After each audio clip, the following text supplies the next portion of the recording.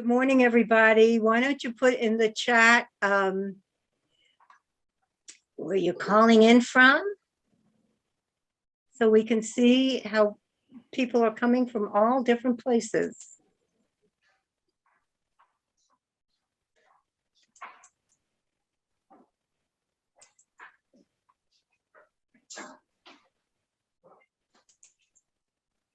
Let's see.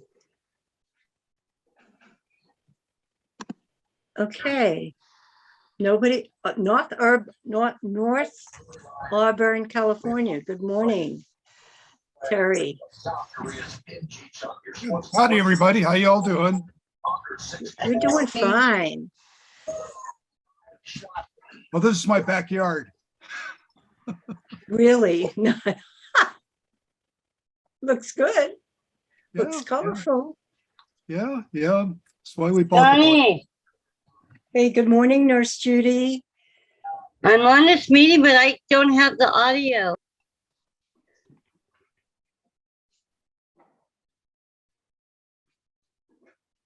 Okay, we're going to get started in a moment.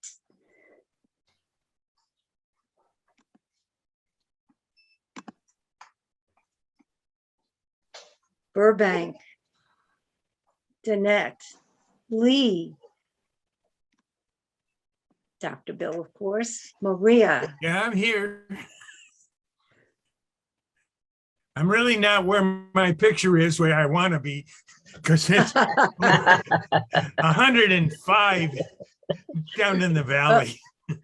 Wow, that's dangerous, isn't it? So, oh, Carol. Good morning, Carol. Good to see you, although I can't see you. Hi there, hi.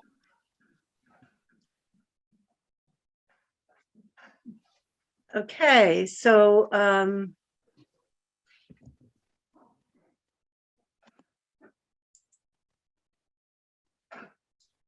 we're just about to get started.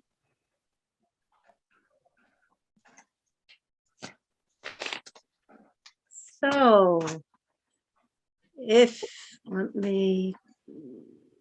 Dr. Bill has just put into the chat the code of conduct, and we're hoping that everybody will be mindful of that and use that to guide you in our communications today, both verbally and in the chat. So without further ado, I'm going to introduce Val Mahowski, who's the vice chair of the senior caucus, who will do our land acknowledgement. Good morning. I am currently reading Wilma Mankiller's autobiography, and it is absolutely astounding if you want a feel for what's happened with Native American history. Please read that. The land acknowledgement. The California Democratic Party Senior Caucus wishes to honor the land we are on and its native peoples. We want to offer recognition and respect to counter the doctrine of a discovery with the true story of the people who were already here, to support larger truth-telling and reconciliation efforts, and to remind ourselves that colonization is still happening. We acknowledge that the land where we live and work is unceded territory of indigenous people since time began. We are surrounded by traditional ancestral territory and current homelands of many indigenous nations. So this is where we start off. Thank you, Val. I think that's important and well said. Well said. And today's meeting is a joint meeting with the Disabilities Caucus. And before I introduce Constantine to say a few words, I'd like to say a few things. I've said this previously, but I'll say it again. No matter our color, background, or party, Most of us believe that justices on the Supreme Court have a duty to serve our country faithfully and uphold the promise of equal justice under the law. However, yesterday's ruling is making it more challenging to believe in the integrity of the 2022 Supreme Court. Those who will be most impacted by the revocation of Roe v. Wade are those who are also most forgotten and not served in our country, the poor and the Black and brown communities. Additionally, the January 6th committee hearings have presented a clear case for a criminal conspiracy to overturn the will of the people. The will of the people, the consent of the governed are all at stake again. I know that many of us in this meeting were activists in the women's rights movement. So it's hard for me to fathom the degree to which our bodies, ourselves, remember that book, are being blatantly ignored. Human rights allow us to challenge the people in power that keep us from living and fairly and freely as equal because of our race, sex, nationality, ethnicity, language, religion, or other status. So today's meeting isn't necessarily about these current events, and we may have time to talk about them. But before we delve into the program today, I'd like to introduce Constantine Anthony, the chair of the Disabilities Caucus. Constantine? Thank you, Ruth. And thank you for mentioning what we're all going through right now. Obviously, we organized this meeting long before our activist radical judges decided to rip the rights away from so many Americans in this country. What we do today, what we do every day, little by little, we fight for these rights.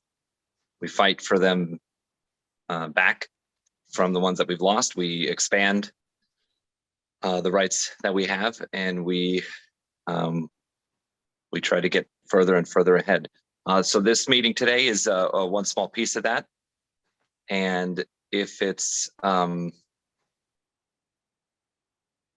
any consolation, know that all the people in this room, we're fighting every day tooth and nail to expand the rights that we all have. For those of you who don't know, I'm actually the first openly autistic elected official in California. And this ruling I've been hearing just fear, absolute fear from the disability community, because it's going to impact low income, Black and brown, Indigenous folks, and people with disabilities who can't advocate for themselves, who can't travel to another state. That is the number one discussion point that people are having, is movement to a state that is allowing it. And that is impossible for people who do not have the means or the ability.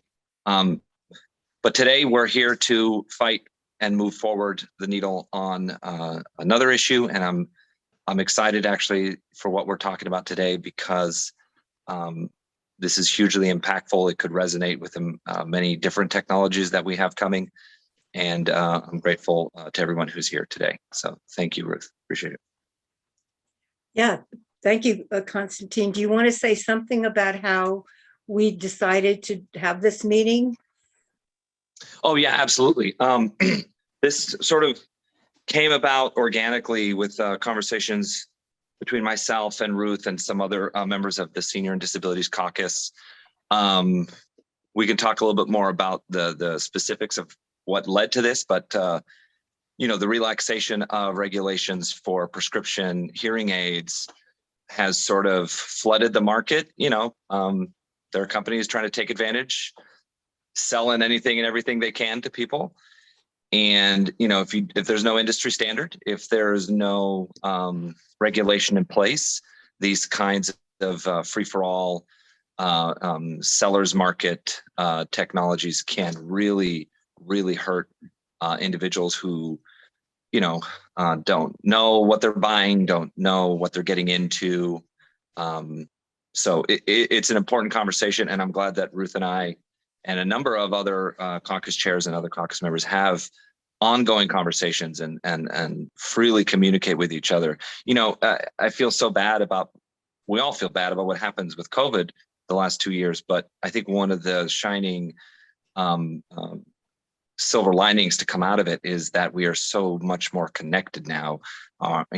Cell phones and Zoom and the ability to really tackle issues collaboratively has, I believe, increased exponentially. So yeah, thank you, Ruth, for putting this together and organizing with us to really get this important information out there. Thanks, Constantine. I know you have to leave because of a family emergency, so thanks for being here. I have something I'd like to share with you. I'm going to share my screen.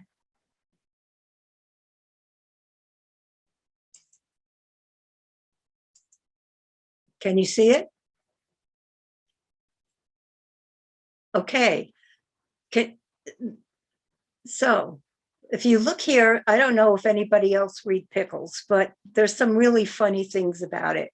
And I'll read this part of it. And she's saying, stupid darn face mask. Every time I take it off, one of my hearing aids falls out. I've told you before how to solve that problem, but you never listen to me.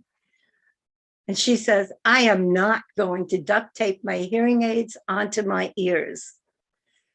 Well, the reason why that's so funny to me is because my stupid darn face masks made me lose one of my hearing aids. And so the cost of that was pretty outlandish. And that's one part of, I think, the importance of what some of the things we're going to talk about today. How costs of hearing aids make it prohibitive for many people to enjoy the benefits of being able to hear. Some of the costs of that have to do with isolation and not being able to engage fully in conversations. I can tell you that I had my own reluctance with hearing aids. When I was 13 years old, it was the first time I had to wear glasses. Well, at that time, people would say, oh, 4 eyes, that it was a way for people to tease you. But there was a little bit of stigma attached to hearing, to glasses.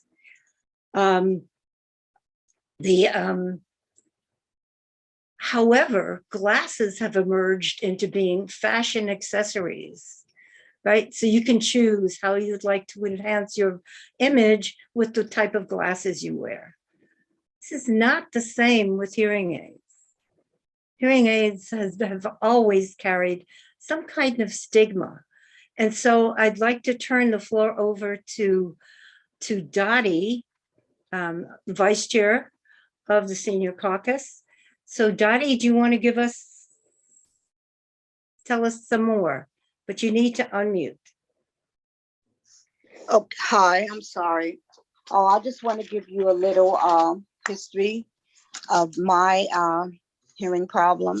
As an infant, I had meningitis, and which caused me to have my hearing impairment. And as I've aged, my hearing loss has gotten progressively worse. One of the things that I can remember as a girl in high school with my hearing aids, I don't know if I deliberately did it or accidentally did it, but I didn't. I'd always leave my hearing aids at home, and sometimes my mother would have to bring them to school. I was just embarrassed to wear them. And my mother would tell me, Dottie, people know you can't hear. So, and it's not fair to them for you if you don't wear your hearing aid, especially your family have what. And so I finally got that.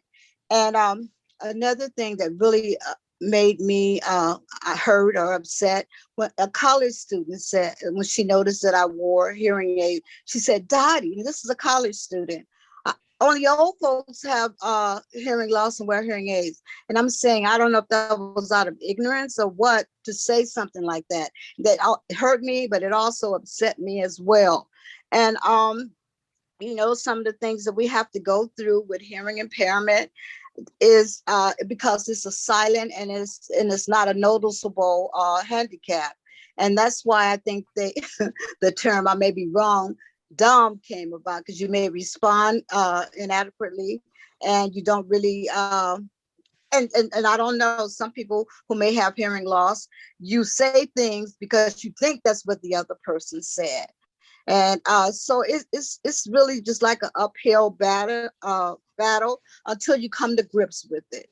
So I've come to grips with it, and it appears that maybe younger people are more understanding than some of us so-called older people. As an elementary school principal, one of my students noticed that I was wearing a hearing aid, and she said, "Miss Smith, what is that?"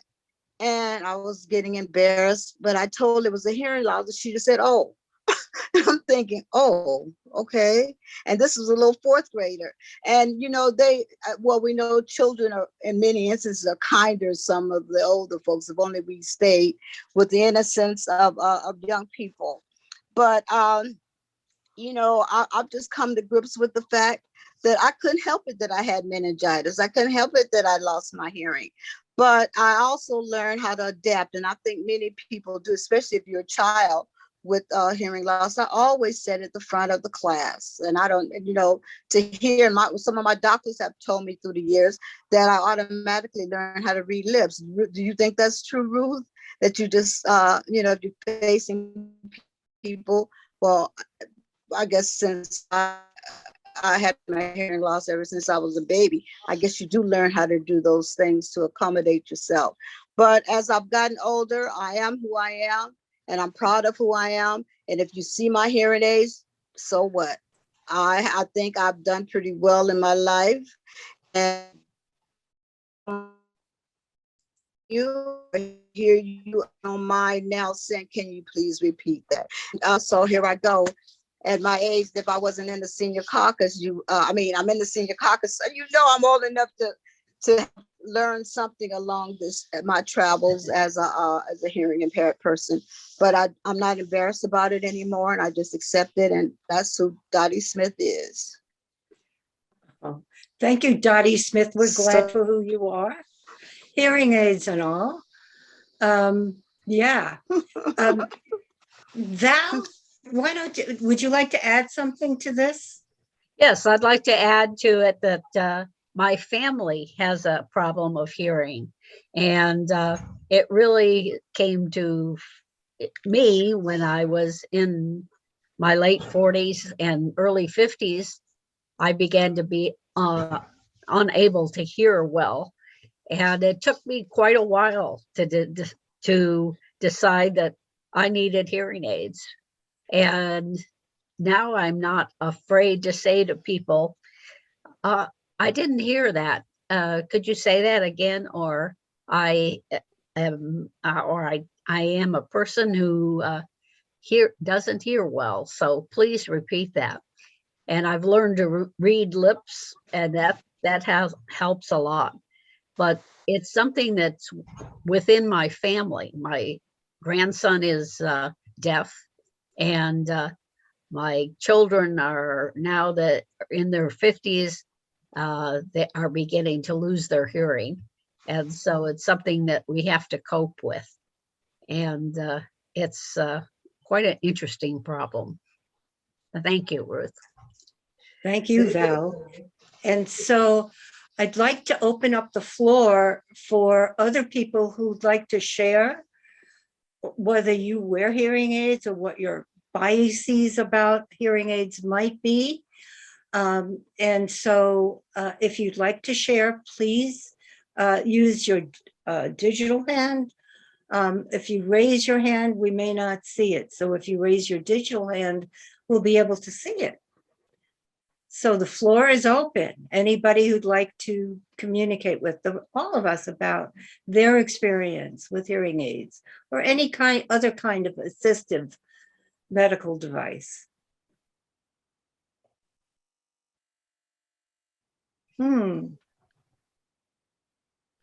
Oh, Tim.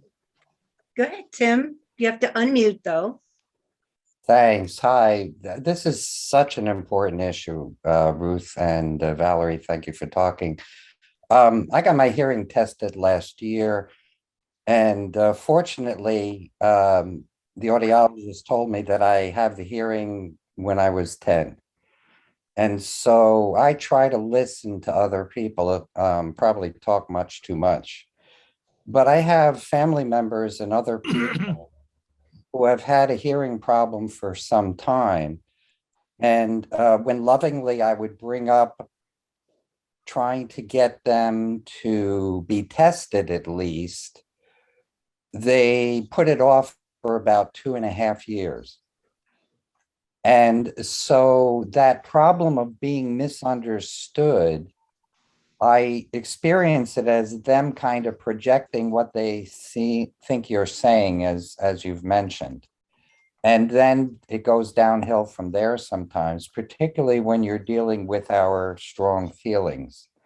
And as seniors, if we are debilitated unnecessarily and can't communicate, particularly with the younger people, because they may get bored with us.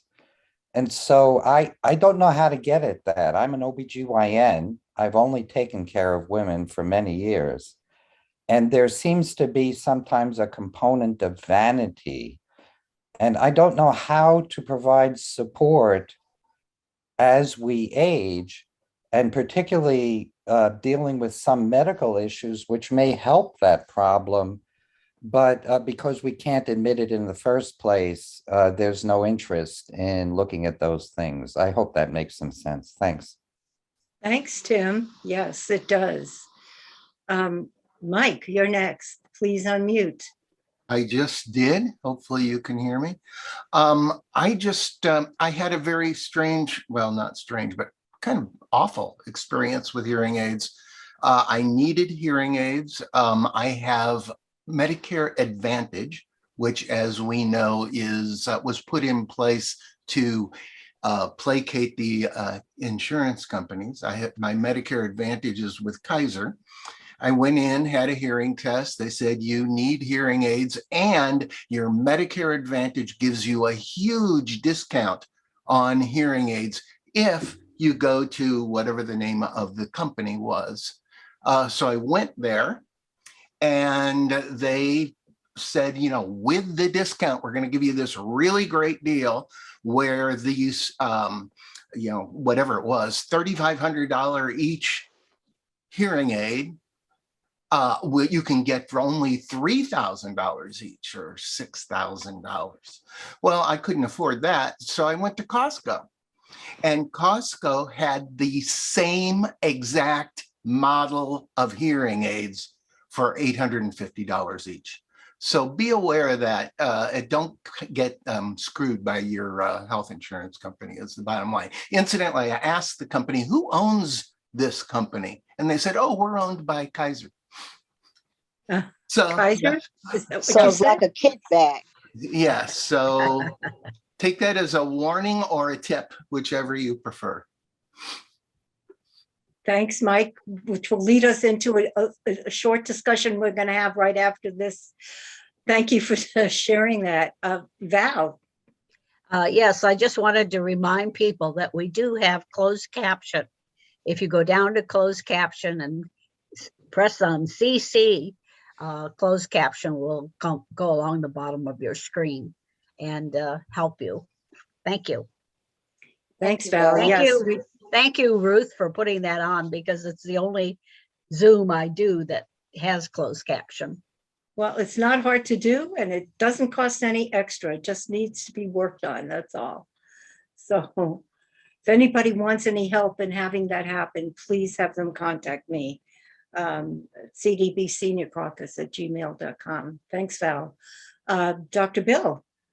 Yeah, thanks. So I just want to mention, because it has not already been said, and is that, as a senior, if you do have any kind of cognitive problems, having hearing impairment will hasten that. It'll make it worse, and you know, so you might develop, of course, even more difficulty with thought processes, let alone in communications with others, which is, of course, essential. But I did want to share this device. I wear hearing aids too, and I don't know if folks have seen these things, but this is you can hook up your mask to. It's just a little piece of plastic, and you wear this behind your neck, so you don't have to put the ear loops on your ear.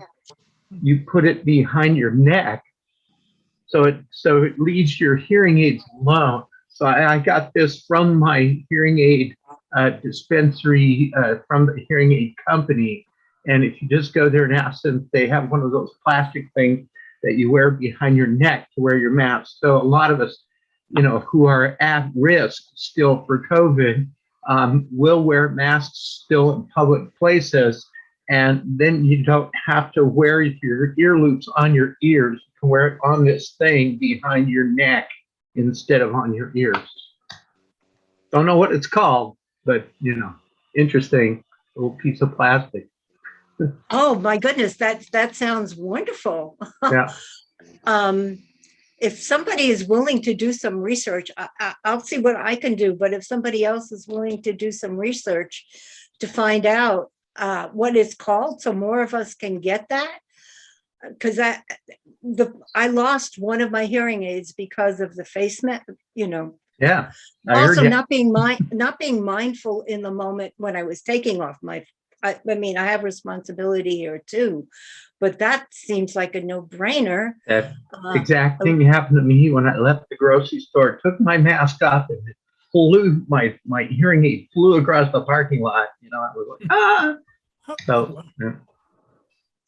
Yeah, thank you. Thanks, Dr. Bill. We'll have to find out about that so we can let everybody else know about it.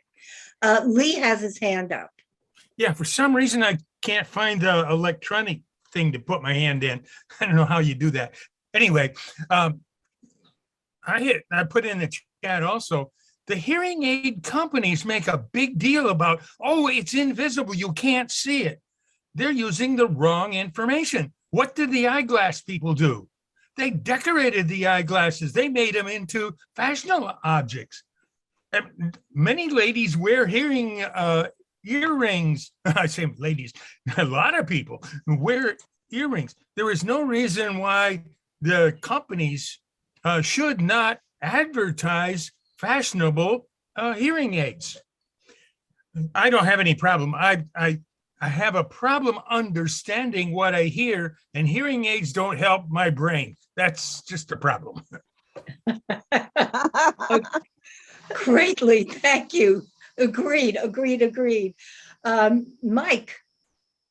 Yes, I very quickly went onto Amazon and found that what Dr. Bill was talking about is called a mask extender strap.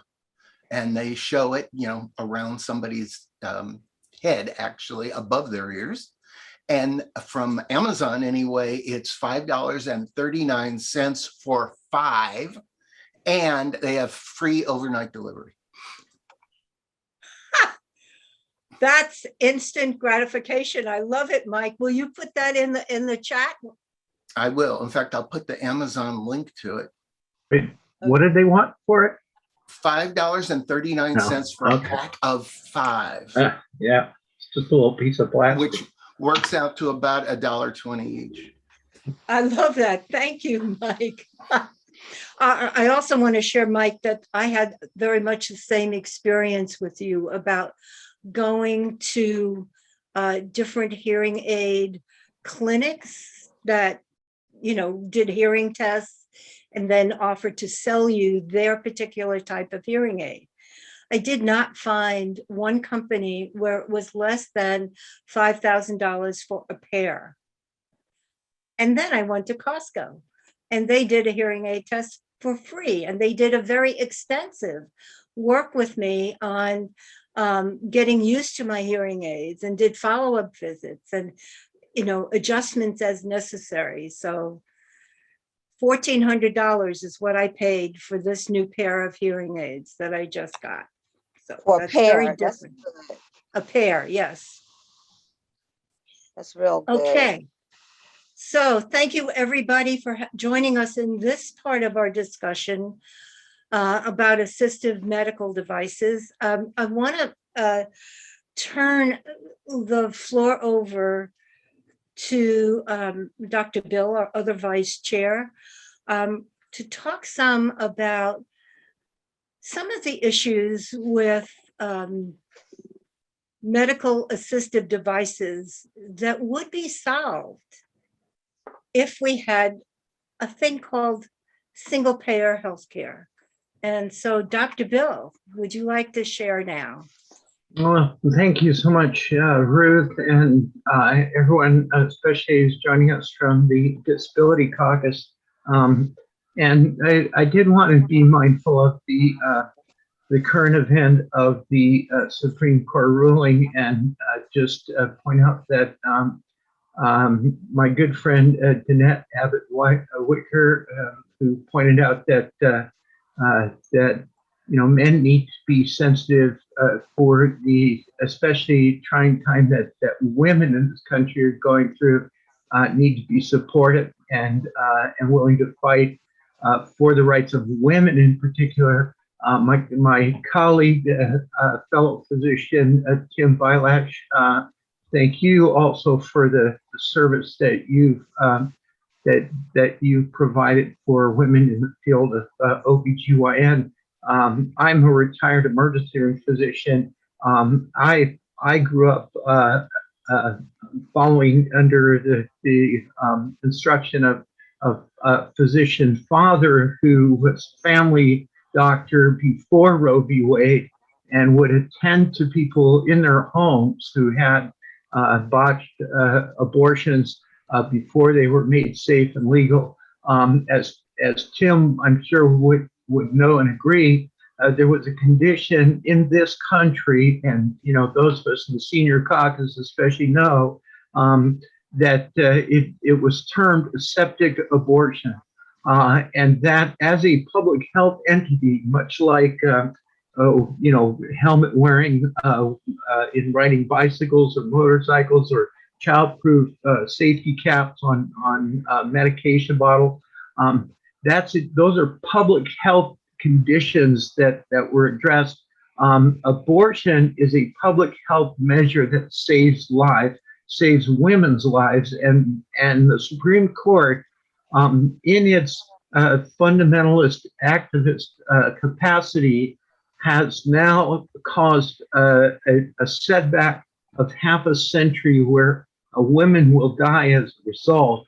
And that's not fair, it's not right, and it deserves all of us to fight against that measure. So leading into Medicare for All, I would just point out that that it includes all reproductive health services, including abortion, for everyone in the country. If we get it passed at the federal level, if we just get it in California, that certainly is more codification. But to get it across the country, of course, we need to overturn the Hyde Amendment in particular, that will fund or restricts funding for abortion and reproductive services on the federal level, but that is a part of Medicare for All as well. So just to start out that discussion,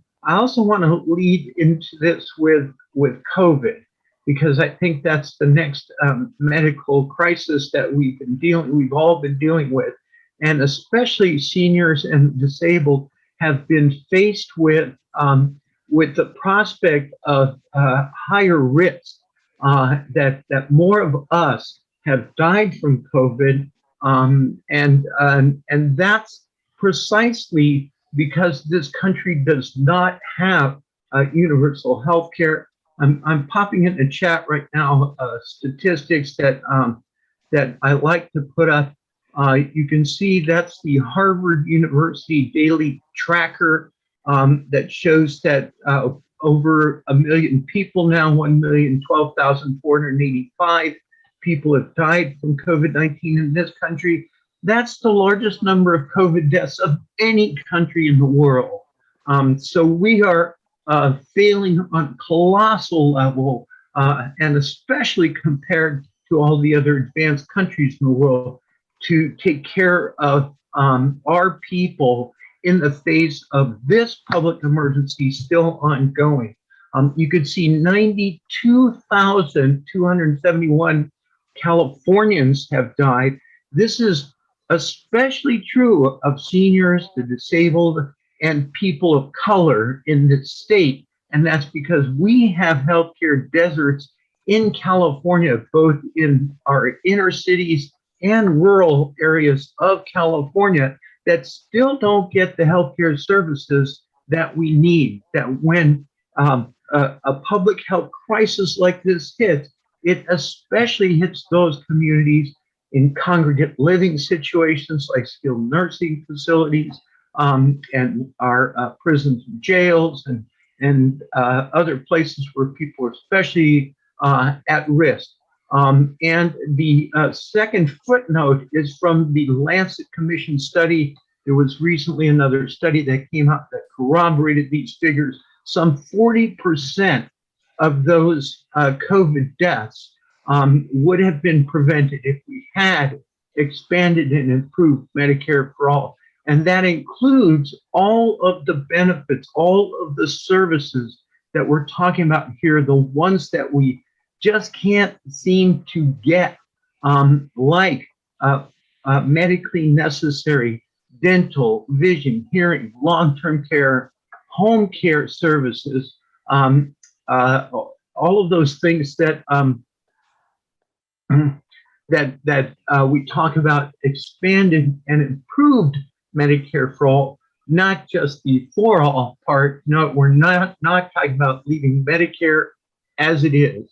And don't let anyone tell you or make you think that you're losing something by going from Medicare to Medicare for all. No, we're gaining all of those additional services, mental health services, chemical dependence treatment, and like I said earlier, full reproductive health services. All of that is provided. How do we do that? We do it especially by eliminating the waste, fraud, and abuse that's currently in all of our healthcare in this country, and even here in California. But we also do it by improving Medicare itself. The Republican administrations, both Bush, now Trump, have introduced privatization, we know as profitization, or also known as profit first. If commercial entities can't make a profit in healthcare, they don't want any part of it. And when they get in charge of things, they put those things in place.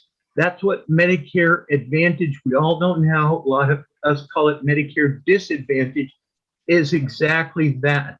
They're profitizing, and they come on the TV, radio, direct mailers to our homes in the form of unscrupulous advertising, false claims, and it's getting worse. Since Trump, now it's this concept of direct contracting entities, and the Biden administration can't seem to roll that back. All they did recently was rename it. Now they call it something called ACO REACH, which is just a sham. It will put people, it'll force people into Medicare Advantage. You might, which really, is a misnomer in that, say, out of your retirement, you were, led into that somehow. I'm in one myself, a Medicare Advantage program, and told that this is the way for you to get a better deal for a whole lot less money. The better deal really is going to private equity firms, Wall Street, and especially to the big two, as we know, big commercial health insurance, and big pharma. So that's how we can afford, of course, all those benefits that I'm talking about. And that's what we need to expand and improve Medicare, not just for seniors and the disabled, but for everyone, including our children, our grandchildren, and for our communities as well. This is not pie in the sky, everybody. This is pie shop piracy. We have a full third of every healthcare dollar currently being stolen from us. We're just talking about recovering that third. And as we know, that means it will save money and save lives for everyone. So those are my comments on this, Ruth, and I'm happy to entertain questions or comments from the group. Thanks. Great, Dr. Bill. I just want to let Lee and others know, if you go to the bottom of your screen, there should be a button called Reactions.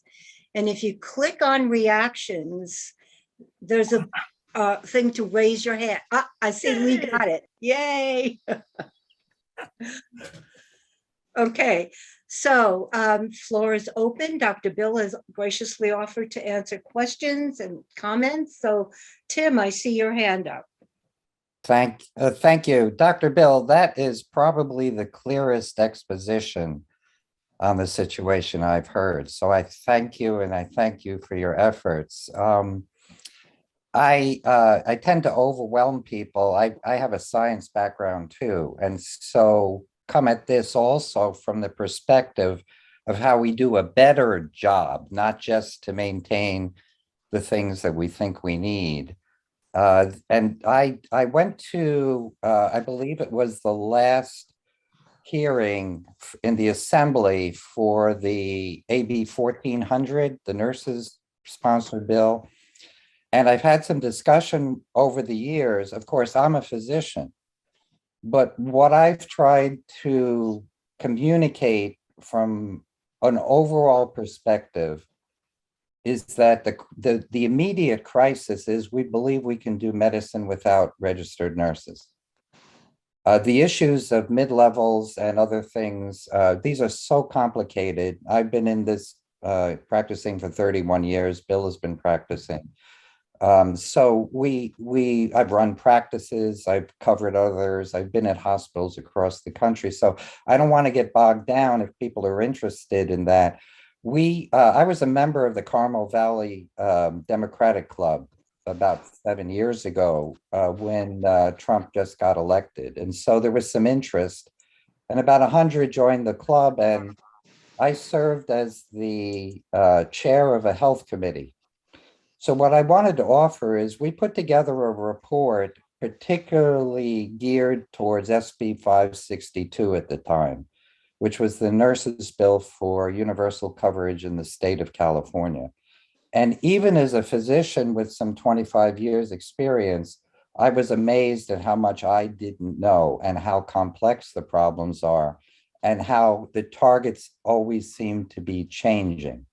So I just wanted to mention that report is available. This is not easy, and it's hard to get at from the outside. And because of the money flows, as Dr. Bill has talked about, Advantage has really started to chip away at Medicare. So I'll put it in the chat. It's casinglepayerinfo.com. And it's not an easy report, but it does talk about Medicare, Medicare Advantage. It talks about the single payer plan. Now, that said, I wanted to mention my experience. I don't know if anybody here was at that committee meeting. The head nurse for the California Nurses Association, I believe, I forget her name, voted against the bill, supporting the bill in that here, voiced her concerns. And we always seem to get these half-loaf solutions which have commercial profit involved. So I want to point out an opinion. Representative Woods is the chair, I believe, of the Health Committee. And when SB 562 was introduced, the nurses provided at their own expense analysis of the bill. And then some months later, also analysis of the National Medicare for All, which is available. It was provided by a group of economists at the University of Massachusetts, Amherst. And they did a brilliant job, I thought. But SB 562 in the Senate at the time was voted on without ever introducing their production. It was finished in May and published on SB 562 on California single payer on universal health care. And the committee and the Senate voted it in without a funding scheme, pushed it to the Assembly, and then Speaker Rendon, I believe, tabled it, and it died. And AB 1400 was the current attempt to get a payroll tax to pay for universal coverage, which I don't think will work and is the sticking point. So I just want to point out, this is an opinion, but I do not believe Democratic leadership wants universal health care. Every time I've tried to engage them over the years, I don't know how Bill feels. And the nurses did a heroic effort. And so particularly, I do not believe Representative Woods is interested in universal coverage. And I state that as an opinion. I would argue it. So thank you for listening. This has been a long thing. I'll put that link in the chat if that's okay. Well, Sure. thanks. That was a lot, Chair. Appreciate that. Got to say, I agree with you on most of it. And so you have to ask why. Why wouldn't the leadership really want what, say, we, the grassroots, rank and file, activist type, party participants, want? Because they're listening as much to the big dollar donors as they are to, to those who are out doing the volunteer work, canvassing. Hopefully they're listening to both. I mean, they may not be listening at all to volunteers and canvassers and small dollar donors. They may just be listening to big dollar donors. But I also blame leadership. I think if leadership doesn't take action, then also that suppresses voter turnout and voter engagement. To me, that was the lesson of the primaries and the problem that we have right now with voter turnout. So if the people want the single payer, expanded and improved Medicare for all, and I'm sure they do, it polls well over and over and over. It's like abortion rights. It polls well over and over and over again. The people want that. So why haven't they codified Roe v. Wade? Why haven't they moved forward with Medicare for all? Because big money interests are keeping things as the status quo. So I'm totally with you on that. We know for a fact this has been studied for decades. I think it was Governor Earl Warren 100 years ago in the 1930s tried to move forward with universal, a single payer type model that came from Teddy Roosevelt, before him in California. Governor Earl Warren tried to move forward. So it's been studied over and over and over again. And you can cite all those good studies that we have more recently, and there's always a new study to support it. It always shows the same thing. It'll save money, lots of money, and save lives, lots of lives. So thanks, Tim. Yeah, thank you, Dr. Bill. Dottie, I see your hand. I'll come to you in a minute. But Tim, I wanted to also point out that, yes, many of us did watch the commission meetings, the Healthcare Commission that had been instigated by Governor Newsom. And Carmen Consti is the woman whom you're talking about from the Nurses Association, and she's their legal representative. And so she did vote against it specifically because of the issues that many of you, Dr. Bill and Tim, have brought up. So it's daunting. We need to make sure that our voices get heard. That has got to be the bottom line, right? We have to organize, we have to move forward with our advocacy for this such an important part of our lives for the seniors and people with disabilities. Absolutely. Dottie, go ahead.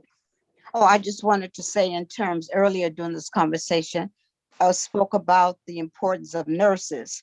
An example from my own experience, having gone to emergency one time, and it took so long for me to see a doctor. When the doctor finally came in, I asked, why did it take so long? Is there a shortage of doctors? He said, no, there's a shortage of nurses.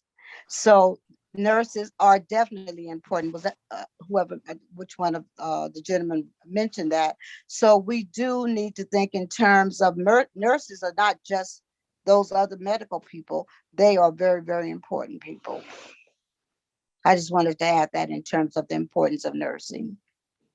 Yeah, thank you, Dottie. That is important. I have to admit something. I sometimes watch network television, and there are a few medical shows on that I fictional medical shows that I happen to enjoy. I think one of them is called New Amsterdam, and another is called The Resident, and and another is called The Good Doctor. So guilty pleasure on my part. But each one of these shows in their own way have shown the consequences of not having adequate staff, whether it's in the emergency room or in a hospital itself or in surgical suites. It is crucial that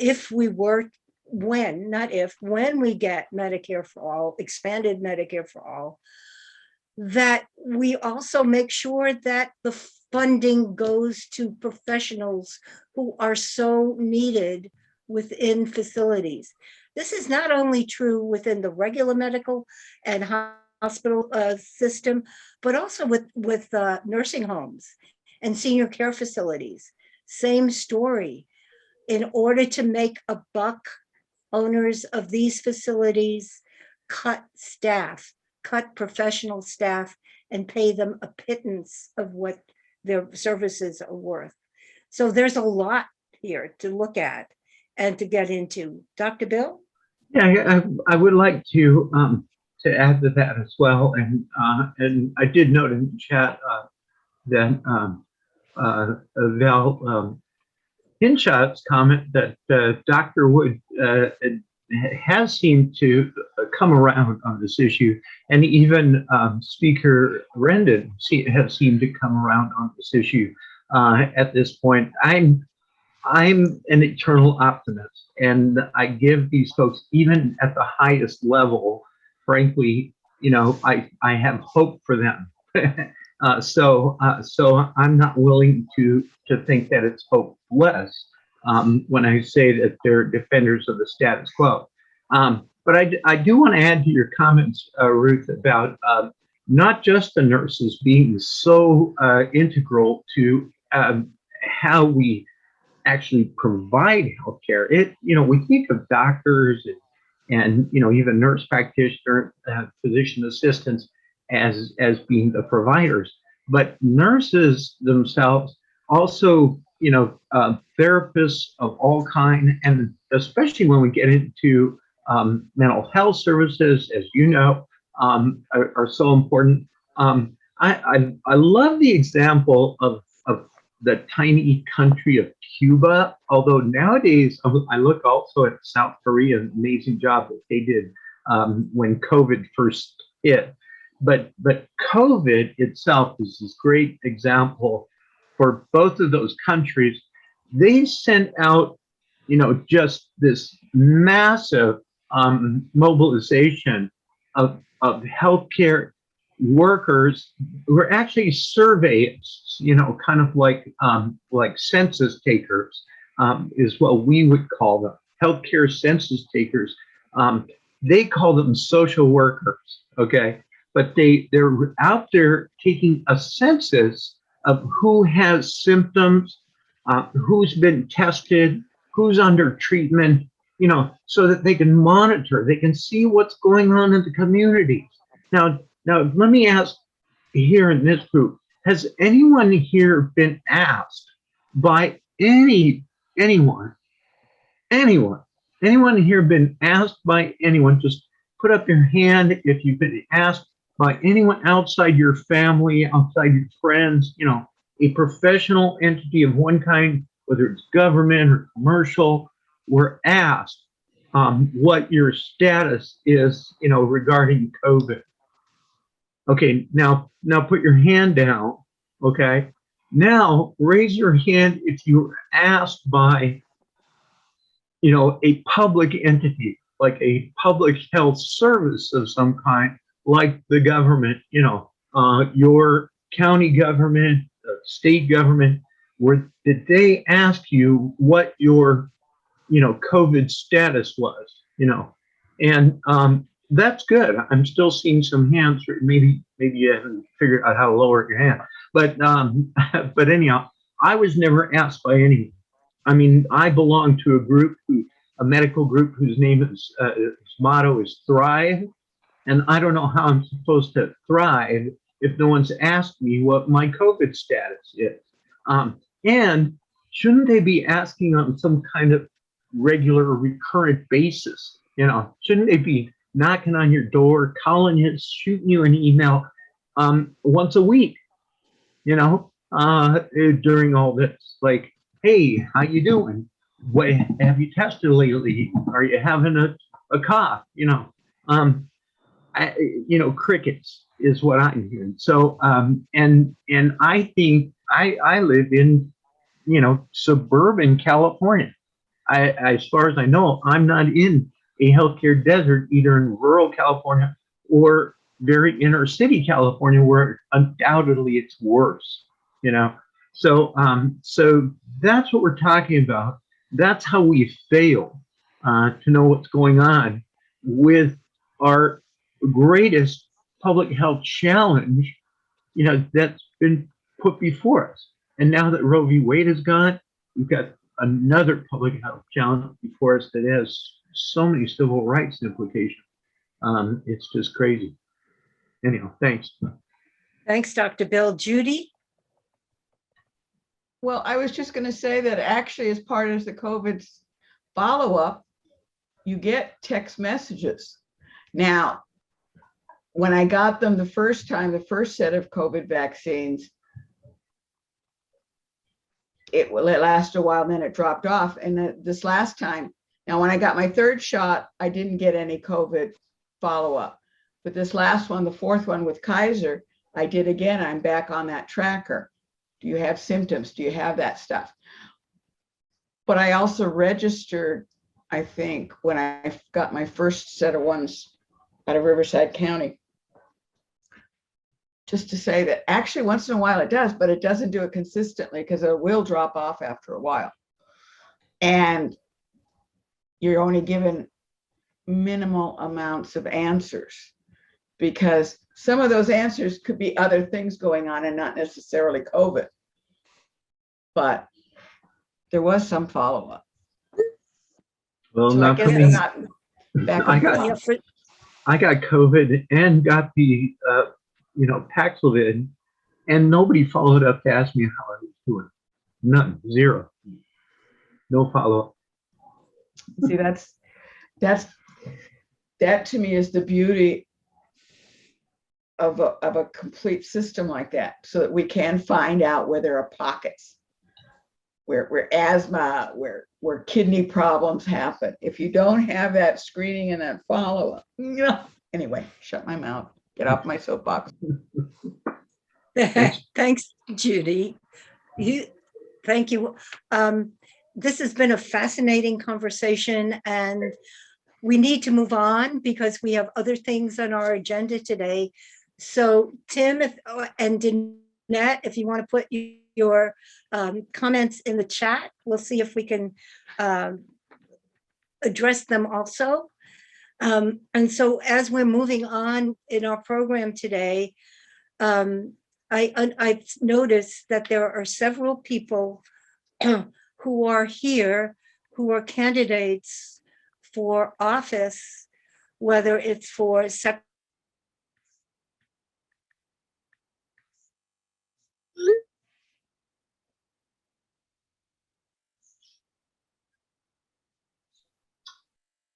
Angelica, oh, Ruth, you froze for a Yeah. minute, but now you're back. Okay, thanks. I said, okay, so I'm going to give candidates for secretary and for, of the CDP and for the DNC a minute to introduce themselves.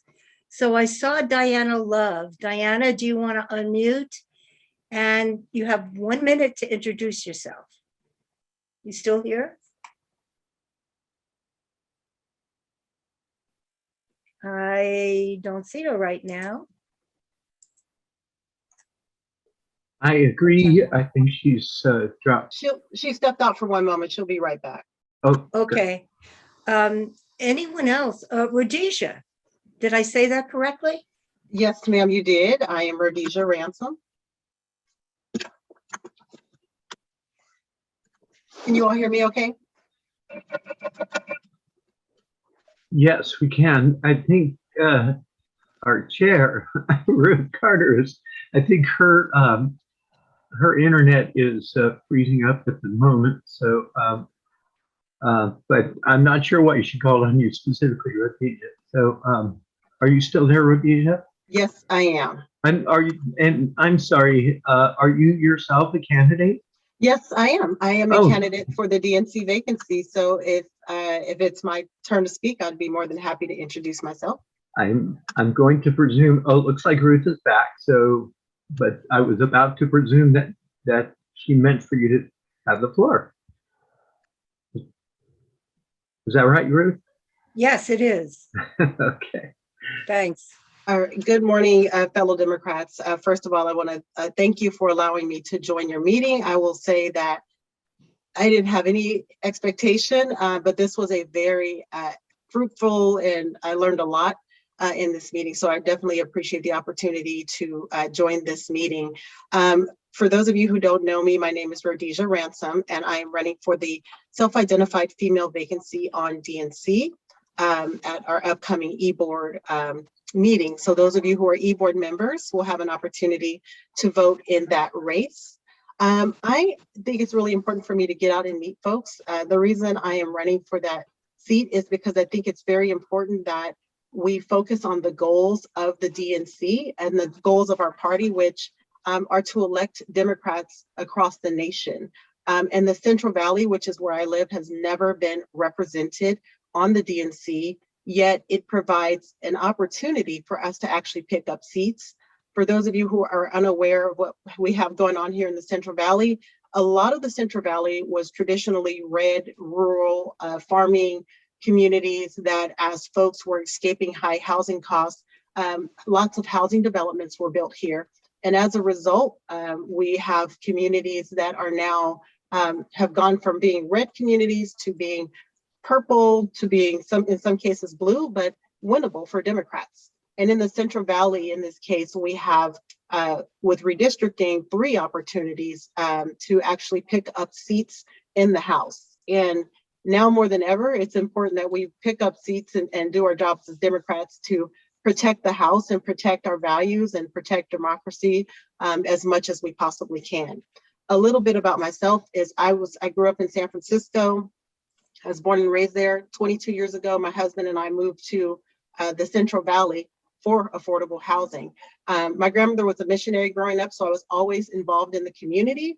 And so coming here, I got engaged in the community. I've served on all sorts of commissions, the planning commissions, and I also was elected to the Tracy City Council. It was not easy to get elected in a purple community. You have to do a lot of hard work, but I was committed to doing that. I also helped get other folks elected. When I first came here, we had 3 Democrats in the Tracy Democratic Club, and I want to say 7 Democrats on the Central Committee. Today we have, probably several dozen on our Central Committee, but there's great opportunity here. The Central Valley is a place we feed the world. We are the breadbasket. Agricultural industry is here. We also have the largest, Bakersfield is the 11th largest economy in the state of California. Stockton is the 9th largest city in the state of California, all here in the Central Valley. And I really want to be able to give us a seat at the table at the DNC so that we can, talk about the other perspectives of our state, as well as talk about the opportunities that lie here. The Central Valley is on the target list for many organizations, Swing Left, CARA, all sorts of organizations come here in droves to try to help elect folks.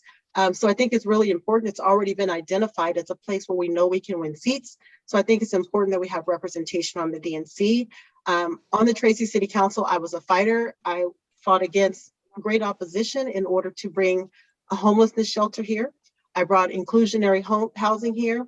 I even worked with our housing authority. Since this is a senior meeting, I think it's important for me to tell you what I did for seniors as well. We worked to put affordable senior housing in this community. And the reason that was so important is because as people were moving here, the housing prices were going up and seniors who were trying to downsize could no longer stay in their own communities where they were, had lived for decades, so it was really Rhodesia. Yes, ma'am. Thank you so much. I just wanted a short introduction. Okay. I want to let all the candidates know that there have been several questions coming up in the chat. And I'm hoping that when we have our e-board caucus meeting, which is scheduled for July 6th, that you'll be able to have some more time to answer these questions. Thank you so much for being here today. And I hope we'll see you on July 6th. Okay. You will. Thank you so much for having me. Thank you. Thanks. And now I see Diana's back. So Diana Love, you have a minute to introduce yourself. Thank you. Good morning, everyone. Let me first say, I want to thank Ruth for her support and any and all of those that are on this meeting that have supported me. And I want to start by addressing what's in the chat. The caucuses that I'm a member of are this caucus, the Progressive Caucus, the Women's Caucus, the Veterans Caucus, LGBTQ, just to name a few. And someone asked, who did I vote for party chair? I voted for Rusty Hicks. So with that, let me just briefly tell you that I am running again for interim secretary due to the resignation of Melahat Rafi, who I ran alongside of almost a year ago. And a little bit about me is that I am the current Region 9 Regional Director. I am a member of SCIU 2015, a Governor Newsom appointee to the Contractor State License Board, where I currently hold the position of Board Secretary, so I do know how to do the job. I am the chair of the Policy and Legislation Committee for the Veterans Caucus and the former parliamentarian of that caucus. I'm also the vice chair for Assembly District 36 for the Los Angeles County Democratic Party. And I'm a member of the senior legislature for the California Senior Legislature. And I'm also a member of various caucuses and boards with people who have disabilities and for our next generation of Democratic activists. And I want to make it easier for people to get involved. I have been talking to several of the young people and the party leaders such as yourself, asking what can we do to get people more involved? I want to do more than just the role of the secretary, which is to maintain all the records of the party and the required notices.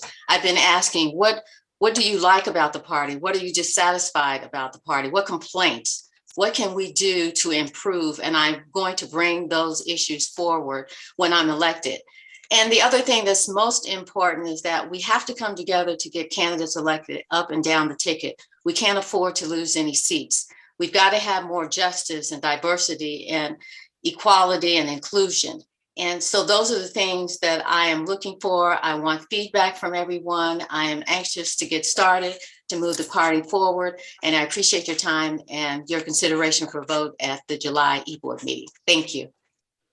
Thanks, Diana. And I hope you'll be joining us on July 6th, where we'll be able to do a more in-depth conversation. I have it on my calendar. Okay, great, good. Thank you. And so thank you. Are there any other candidates here that whom I didn't see, didn't notice? Please raise your hand. I think I got both of you. Thank you so much for being here today. Andrea, you have your hand up. Yes, I'm not running for a CDP position or a DNC position. I am a candidate locally. May I speak? You have a minute. Sure, go ahead. Thank you. Hi, everyone. My name is Andrea Bastamsky. I'm a commissioner in La Mesa, chair of our city's Environmental Sustainability Commission. My pronouns are she, her, hers, and I'm running for Helix Water District Division 2 on the November ballot.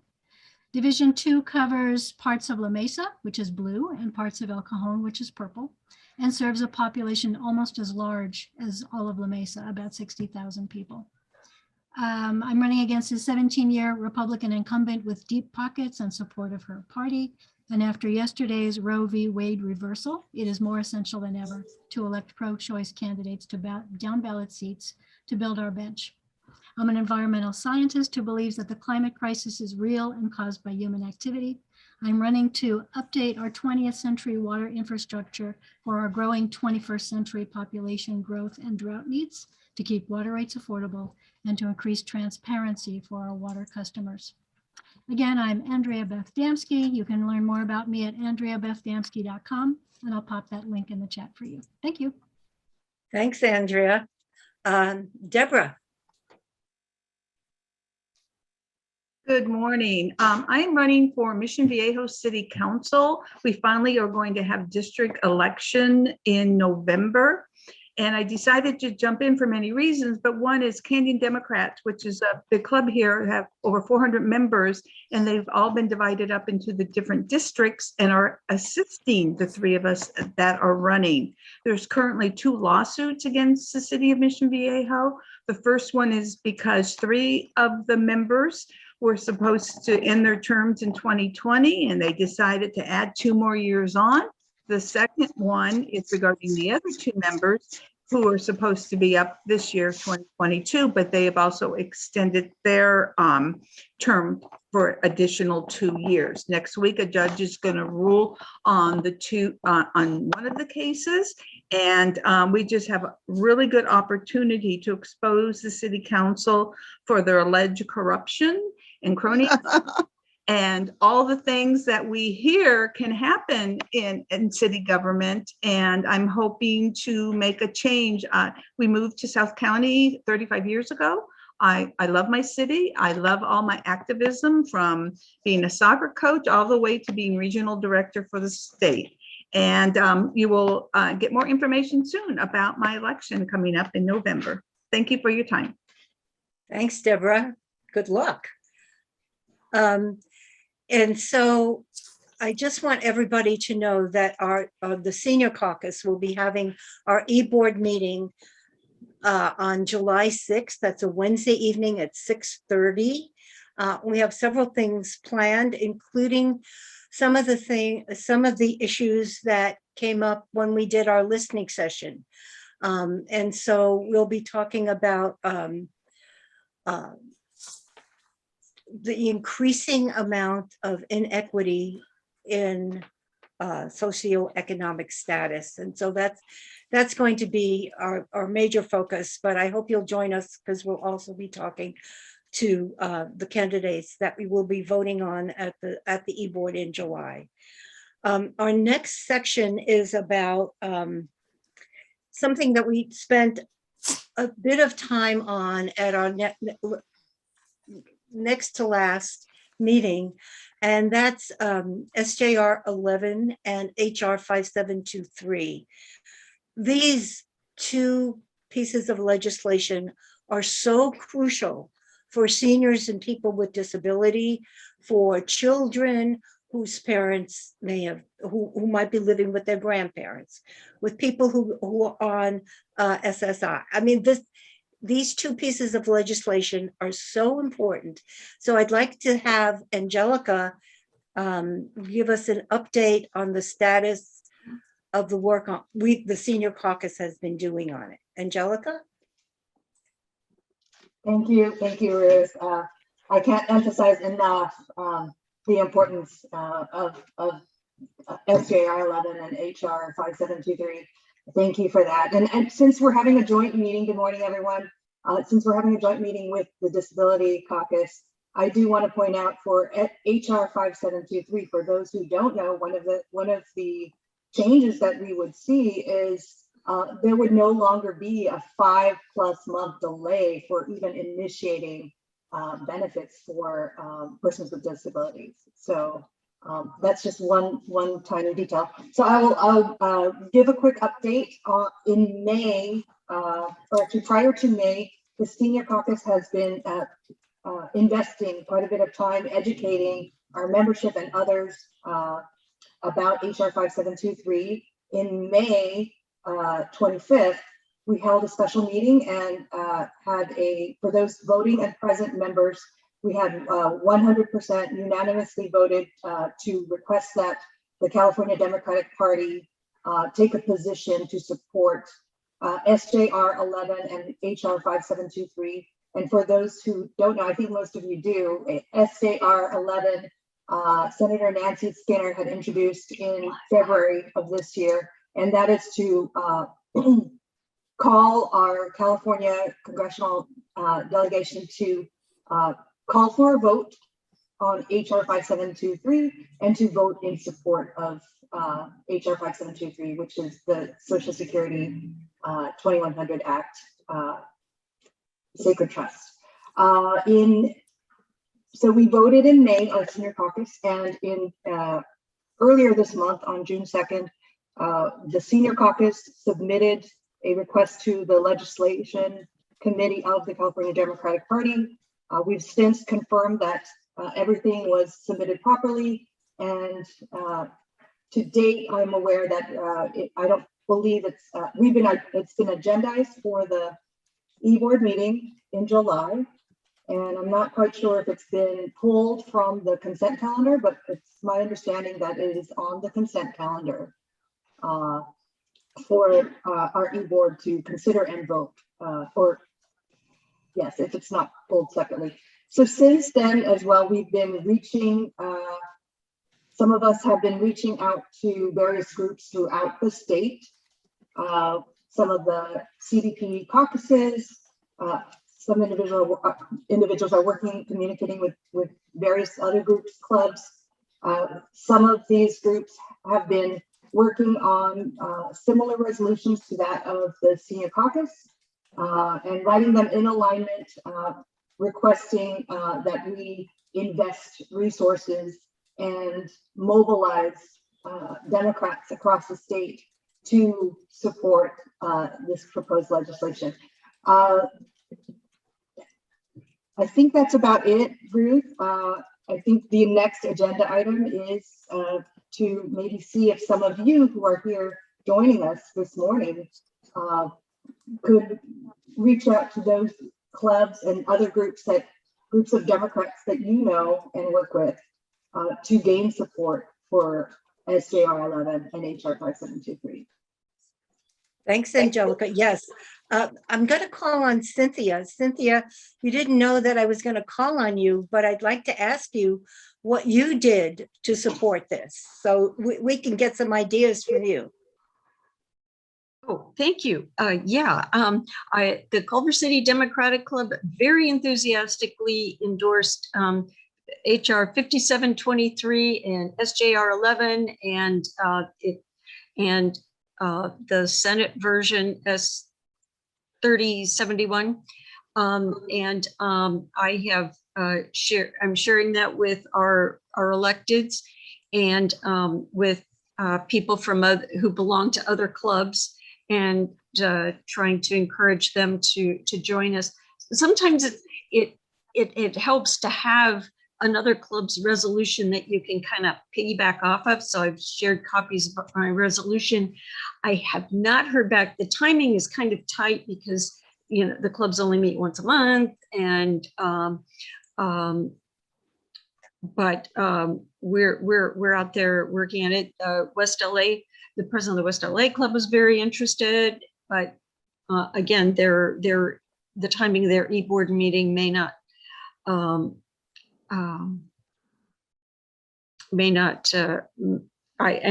I've been in touch with a member of the LACDP Legislative Committee, and I'm hoping to hear back.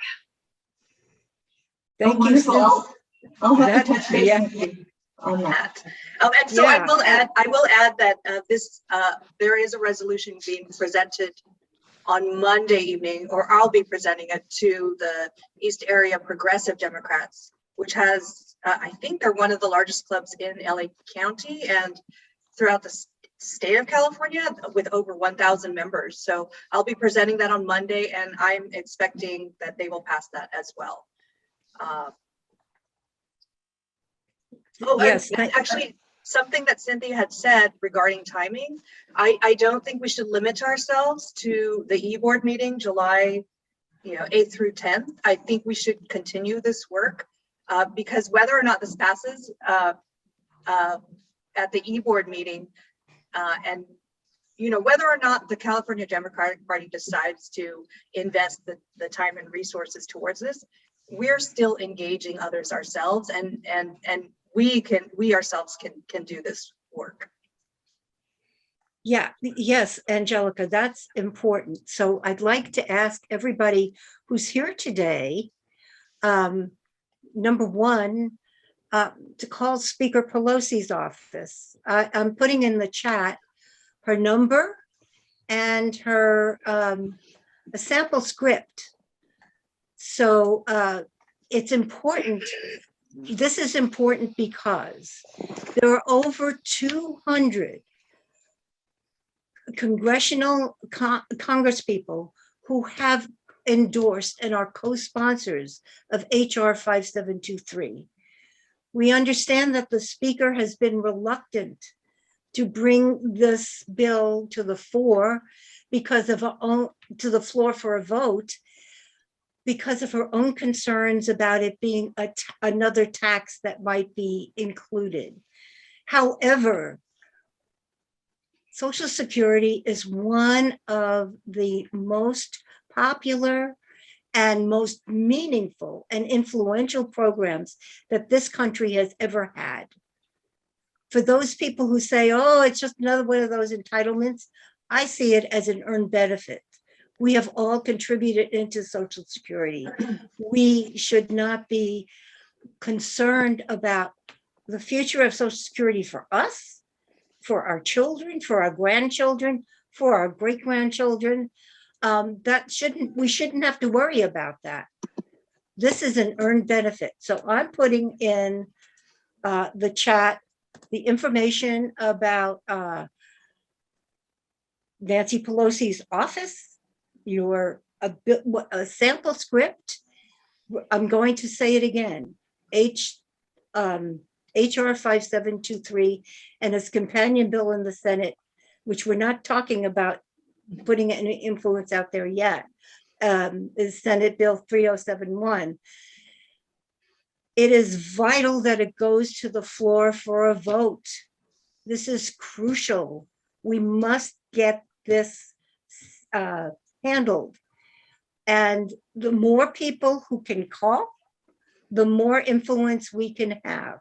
And this is in our own best interest, in our children's best interest, in our community's best interest.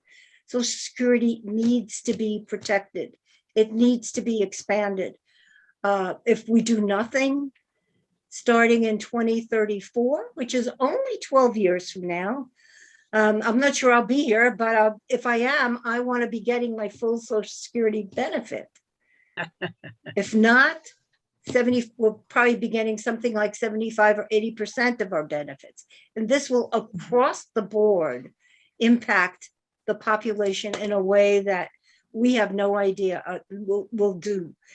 SJR 11, which is what we're asking the legislative committee to keep on the consent calendar and for the e-board to vote on, is designed to also have the California legislators do this, the California Congress people put that pressure on Speaker Pelosi, as well as voting for the bill when it comes to the floor. So I'd like to open the floor for any questions or comments. Angelica? Ruth, I just wanted to add to that and just confirm and emphasize again, yes, we are going to run out of money by 2035 and the benefits will drop. by at least 20% in that first year, and in the years that follow, it will continue to drop.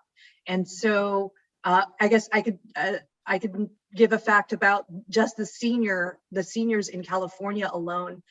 By that time, the seniors will make up at least 20, they're projected to make up 25% of the population in the state. And then one other thing about HR 5723, I do want to note that the payroll taxes, those who will be impacted are the top 0.4% of earners. So those earning above $400,000. And we haven't been collecting that tax. I guess there's been a much lower cap on that, and everyone needs to be paying more of their share into it. Yes, thank you. Thank you. That's important, Angelica. Valerie, Val?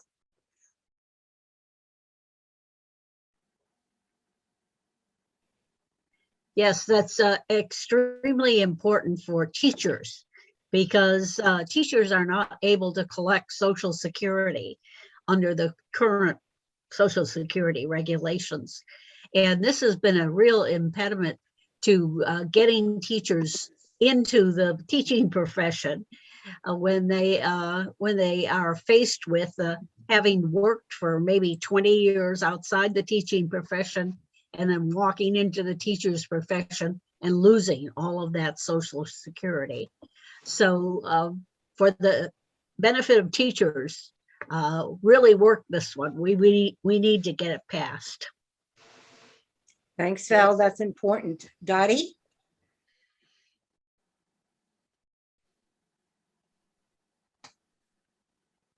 Dottie, you need to unmute. I just want to echo Val. And at a meeting a while back, I did pose that question to our governor in terms of Social Security for retired educators. And of course, he said he was going to look into it, but I don't know if he ever did. But as I said, I'm just echoing Val. And I think it's very, very important for a person like me, in essence, who worked all my life and then become an educator and not entitled to the Social Security that I know I've earned. Yeah, thanks, Dottie. Yes. Yes, yes, yes. That piece of legislation that is called the Windfall Elimination something, WEP is what the thing is, was instituted under the Reagan administration. Thank you again, Republicans, for doing this. Dottie, did you have something else to add? Oh, no, I need to take my hand down. Okay, thanks. I've been told that a representative from Congressman Adam Schiff's office is here today. And I know that Congressman Schiff is one of the 202 co-sponsors of HR 5723. So Patty Horton, can you unmute and let us know what we can do besides this?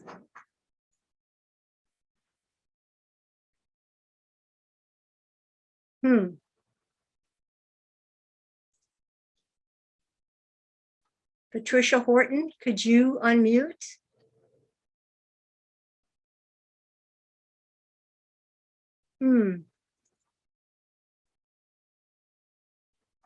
Okay. Well, that's unfortunate. She may have stepped away for a moment. Constantine, do you want to add something here? I noticed you've been able to rejoin us. Yeah, thank you. Yeah, it's I just texted Patty to make sure she can get back on. One of the things that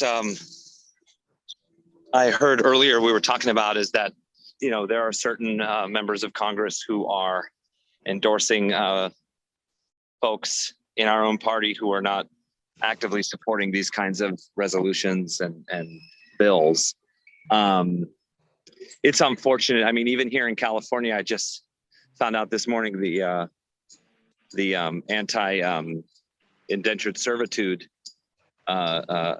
amendment to the state constitution failed our state Senate. So there's little things that keep holding us back that we need to keep fighting for. I mean, there are so many problems that I feel like we're being pulled in a million different directions, and we have to fight a battle on so many different fronts. But it really just comes down to, are we asking the questions of people running for office? Are we simply, endorsing incumbents or voting for the Democrat because it's the only Democrat who's running? We need to get involved in our local races and ask the hard questions and say, look, if you're going to be representing me, I need you to get on board with expanding, the Social Security, the safety net. I mean, the fact that it's going to run out, I mean, that's the first I'd heard by 2035. That's devastating. It's just devastating. And Republicans are waiting for it to become insolvent so that they can say, see, it doesn't work. When we know for 70, 80 years it has. It's a solid program. And what they've done is they've cut away at it, and they've got concessions from people in our own party to say, well, if you do this, then we'll give you this. And we compromise and we compromise and we compromise, and we lose ground and we cede ground. And then we come to today and we're like, okay, where did it all go? And it was, death by 1,000 cuts. So just, we have to hold firm. And I don't want it to become what people call a purity test, right? We're not here to do purity tests. We're here to advocate for every single thing that we absolutely need. And we need to push our elected officials to get there. I'm so glad that I'm in Burbank, so I get Adam Schiff to vote for these things. I get to vote for him, and he's pushing for these issues, and it's good. It's good. And so I get to relax a little bit on that. But that doesn't mean I'm not making calls in other districts, in other states, in other areas, demanding that we see that change. Yep. Thanks, Constantine. Yeah, that all of that, what you just said is so important and vital to what it is we're talking about. And I'd like to turn the floor over once again. I want each one of us who is here today to do at least one thing to move the dial forward on SJR 11 and HR 5723. Please call Congresswoman Pelosi's office. That's one thing. Takes 3 minutes, not long. Just do it. And if you can get your club or other organizations, if they want specific wording, have them contact CDP Senior Caucus at gmail.com, and we'll be glad to give you the wording for it. So Cynthia did a great job. Angelica did a great job. Thank you so much. And I want to move on to our next presenter. So Dottie, would you please introduce our guest speaker? I want to introduce Assemblyman Arambula, but I don't see that he has joined us. He has. And I did. He has. Oh, he has? Yes. Oh, okay. I didn't see his name. I'm sorry, Joaquin. Okay, I'd like to introduce Dr. Assemblyman JOAQUIN ARAMBULA, who represents the Assembly 31, which he represents 41% of Fresno and all of the rural cities and communities in Fresno County. Dr. Assemblyman Arambula believes that healthcare is a fundamental human right, and we all do too as seniors. He is the first Latino physician elected to the California State Assembly. And as the emergency room doctor, he is aware of the critical needs of sick people and the importance of Medicare. And I've asked him to speak to that today. So Dr. Arambula, thank you so much for joining us. And thank you also, I want to say this so that everybody can hear me, that whenever I call you, you always support me. And I'm so appreciative of that. So thank you. Thank you, Dottie, for inviting me to be here with the California Democratic Party's Senior Caucus again. It's always nice to come back and to be able to engage and to tell you about some of the advocacy that we're doing at the statewide level. I do want to take a moment and thank Dottie for all of her advocacy for our local community. Representing Fresno, it's important for me to make sure to check in with people like Dottie and to always their input. And so just want to thank you, Dottie, for all of your years of advocacy and for the importance of those of us in elected positions to make sure that we're listening to community members as well. So it's lens of advocacy in mind that I've introduced a bill, AB 1900, that I want to speak to you about. I'll tell you about my mom for a second, if I can. Those of you who don't know her, she was a legal aid lawyer and has now retired. But during her years, she was advocating for a senior who just happened to turn 65. And when they turned 65, their share of Medi-Cal went up significantly. They were now being asked to pay over 50% of their fixed income to cover their portion of Medi-Cal, and it didn't make sense to her. So she began to ask questions. She started to dig into why there was a discrepancy, that when you were 64, that your share of Medi-Cal was not there, but when you turned 65, it was. And what we found was there was an antiquated formula that hadn't been updated since 1989, that hadn't been aligned, and that there were tens of thousands of seniors who were now being asked to have to make that tough choice between putting food on their table and covering their share of Medi-Cal. And so we've been advocating for a number of years to ensure that those who have disabilities or those who are seniors are able to make sure that they're not being forced to make that tough choice.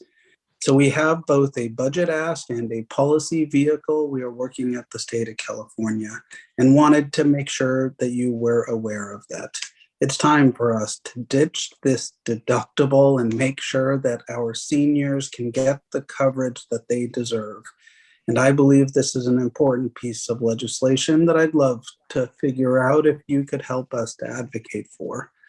Our state leaders need to hear about how important this would be for our senior and our disability community, and believe this could be a way in which our state could be a leader.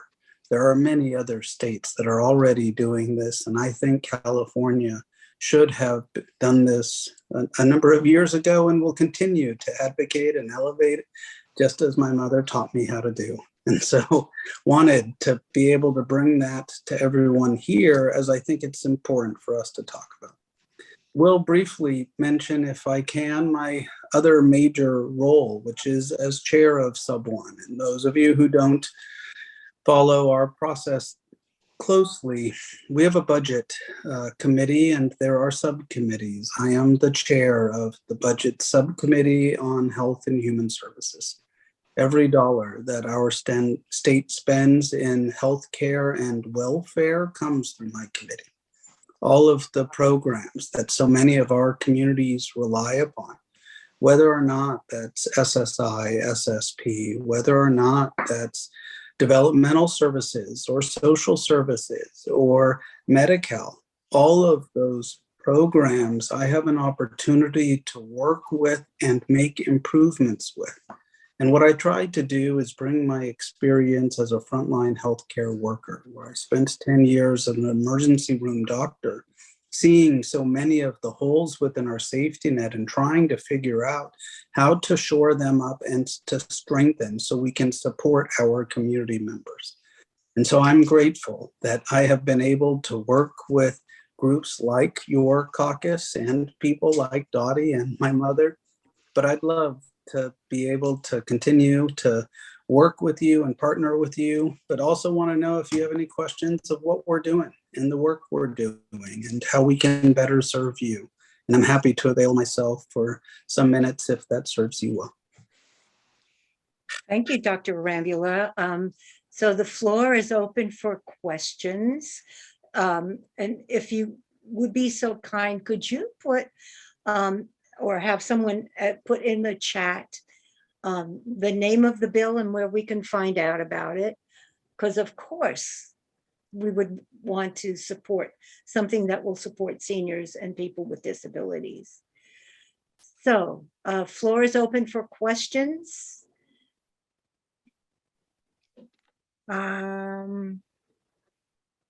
So, no questions. Okay, Dr. Bill, go ahead. Well, I'll jump in. Dr. Arambula, it's good to see you. I'm Bill Huntington. I'm a retired ER doc myself. I think we've met on occasion, at least at committee hearings, but I know you have a good many people to keep track of. But I'm going to ask you about our response as a state to COVID as a public health emergency. We were talking about it before you got in the meeting, that it seems like we've been so woefully shy of proactive, not just in this state, of course, but across the country, and compared to other states and countries around the world. You know, we've performed so poorly. I brought up in the group that it seems like there's been so little attempt by, you know, either public or commercial entities just to keep track of how we're doing, how we, the public, or as subscribers to various provider groups, are doing, what our COVID status is. Are we sick with anything? You know, have we tested ourselves?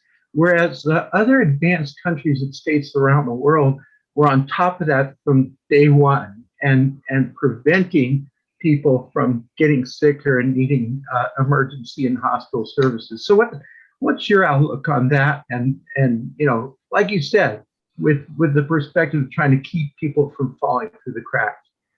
I'll speak to where I was during this pandemic of the century, as well as the role that I helped to play. Here in California, we were the first state to take COVID seriously and to declare a state of emergency. I was also out there in many of our rural farm worker communities administering vaccines myself, organizing vaccine clinics, going out into our unincorporated communities, places like Cantua Creek and Del Rey and Bayola, Layton and Lanier, where we vaccinated 10,000 farm workers because I wanted to make sure we were being intentional to help to benefit those who were performing and doing such an essential job for us, but also exposing themselves and their families to such risk. And I will speak to my advocacy in elevating the need for us to protect our elders and seniors, especially in our undocumented community. I've led a movement over the last many years in Health for All, and I'm pleased that just a few short weeks ago, we here in the state of California opened up Medi-Cal to elders and seniors in our undocumented community. I believe that this is a big step forward for us as a state. And that is how we can get towards prevention and getting upstream of some of the problems that we have. But I am pleased that here in the state of California, we followed science and we're listening to reason, and we're upstream of many of the decisions that followed. And I'm pleased that I played a very active role in making sure that communities like mine, the farm worker communities, were doing the best we could during this pandemic of the century. We'll say this perspective from working at the state level, it was different than working on those front lines and to understand the struggle that so many have gone through. And just want to thank you again, Doctor, for your role and your service and working on the front lines, as I know how much of a struggle it is, and want to express that gratitude to you.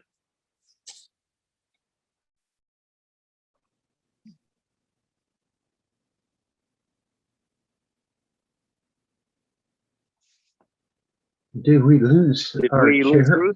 Yeah, we have lost her, yes.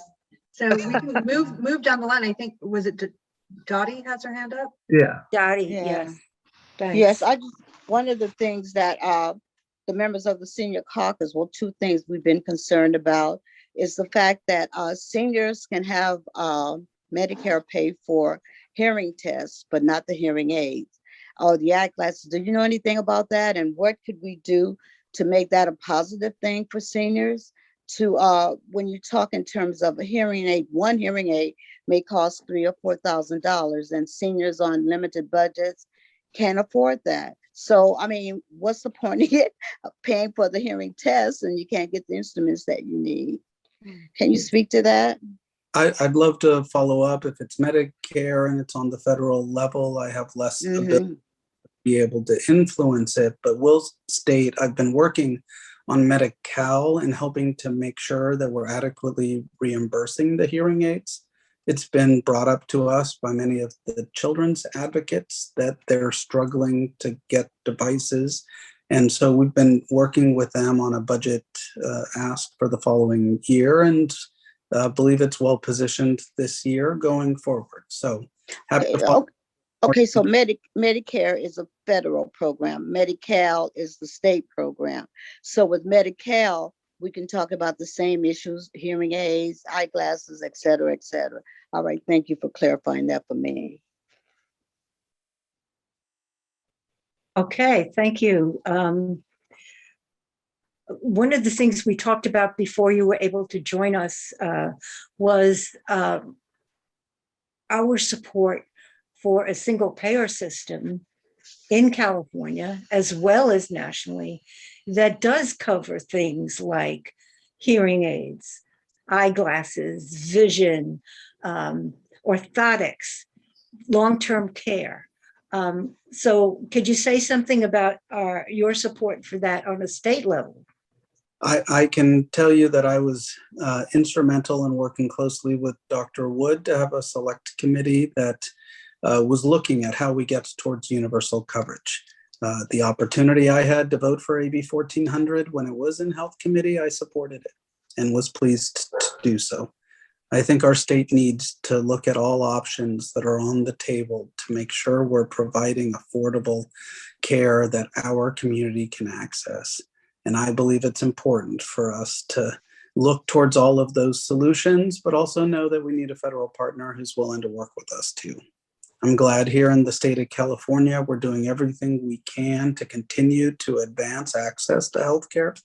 I believe it's important for us within this budget to make sure we're advancing towards that universal coverage.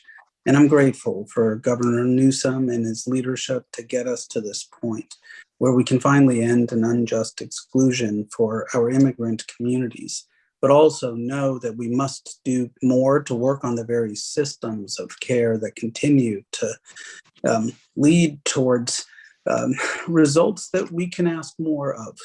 And I believe the biggest one of those is making sure that the healthcare we're providing is affordable for people. And so I'm grateful that we continue to have these conversations and hope that answers your question. Yeah, thank you. Thank you. Val, you had a question?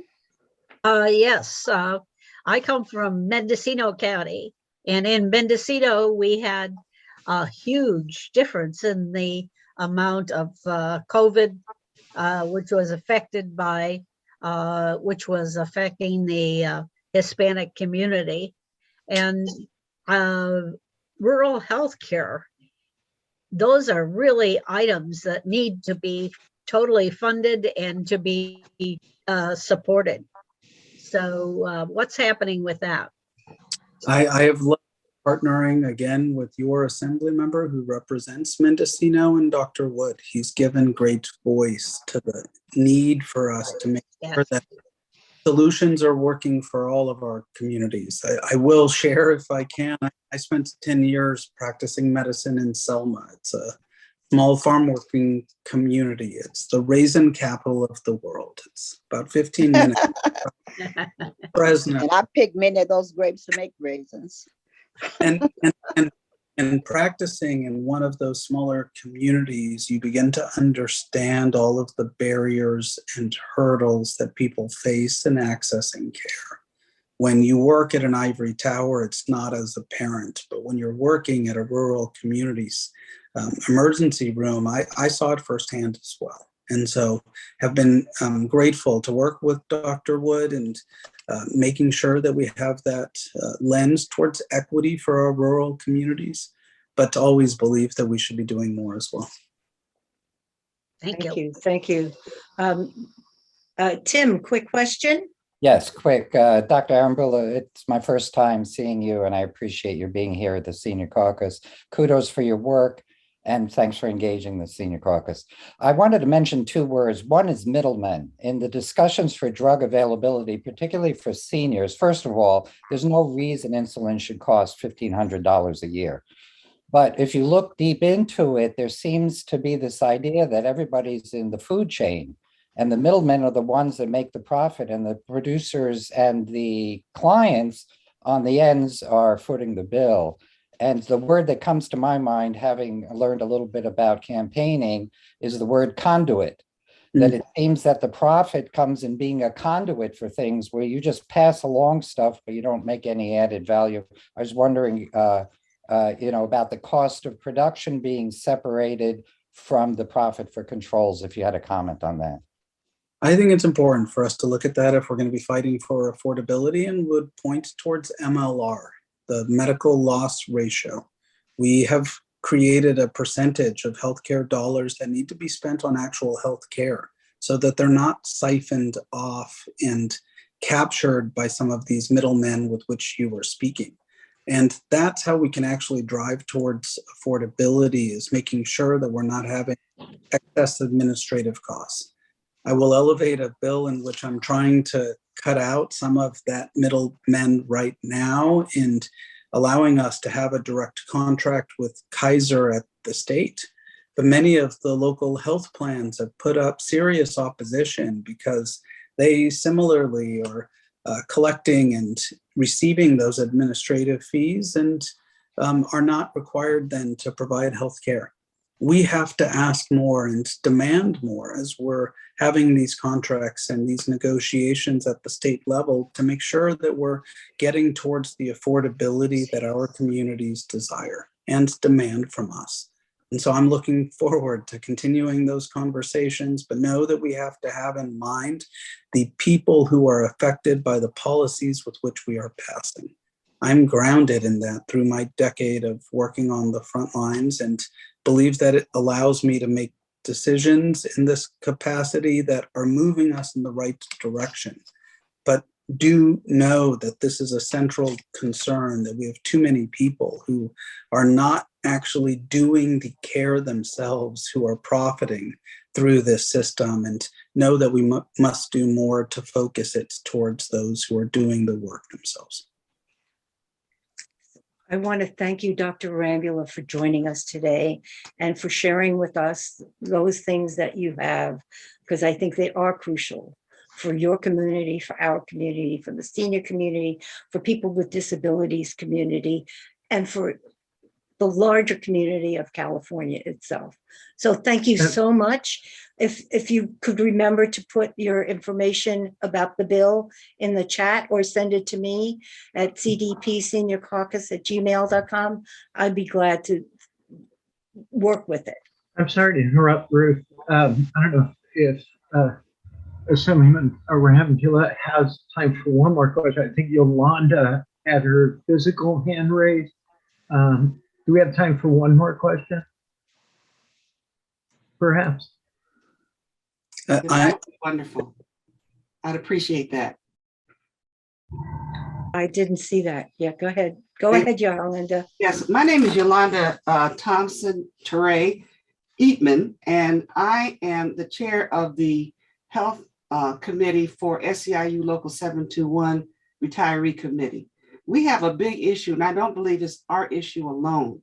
If you become disabled and work for LA County, they give you a disability check. And while I was on the job, I broke my back. I get $121 and change per month because there's no cost of living increase on that. I had to retire at 50 because it would not let me return to work, saying that they could not accommodate my disability.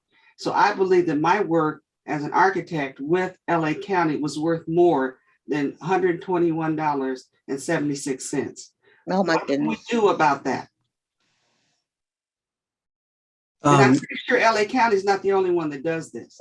So if you're disabled, you only get a small check under workers' comp. I think I hope to connect you with your assembly person down from your region to see if we can do some constituency service. I know if someone had reached out to my office similarly, I would do just the same. And if you're able to get through Ruth and send to me your information, I can make sure to connect you to who that assembly person is to see if they can dig in and get more information. I'll elevate, if I can, my sister and my mom were SEIU 521 members. And so I'm happy. Yeah, I'm 721. But see, we sent a letter to the Board of Supervisors and got no response from the board. Now we will send another letter, but that's where the decision was made at the supervisorial level. And I would like to know if we can do research to find out if other counties, county health providers do the same thing. Because I've worked for LA County Department of Health Services. And many people do become disabled on the job for no fault of their own. So that would really be helpful. Let's see if I can get some local constituency service, as I think it's important to do just that. And would love to see if I can connect you if possible and figure out how we can get some follow-up for that. Thank you for having me on. Thank you, Dr. Arambula, again. And so Ruth, I just want to real move quick. on. Well, I believe Patty Horton from Adam's office is on. Yes, I'm about to introduce her. Perfect, thank you. She got back on, and I'd like Patty Horton to say a few words, and she is representing Congressman Adam Schiff. Patty?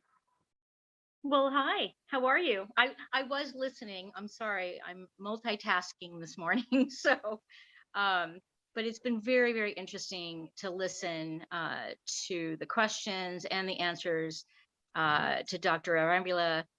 So I just wanted to say hello and and just say a few words about sort of the challenges we have between sort of the issues on healthcare access, creating a more robust coverage in Medicare, leading to Medicare for all.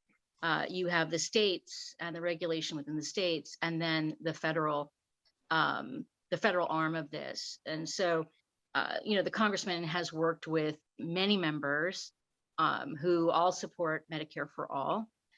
Some of the challenges, I think, are really getting a federal guardrails around, basic services, such as the example would be in the ACA originally requiring that health insurance companies put 85% of your premiums towards actual care, right?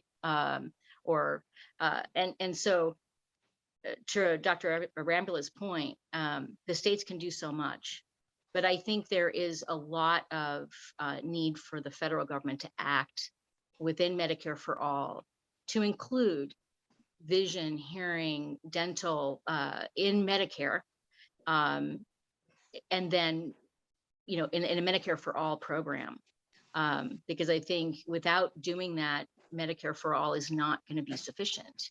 You have to make that program more robust.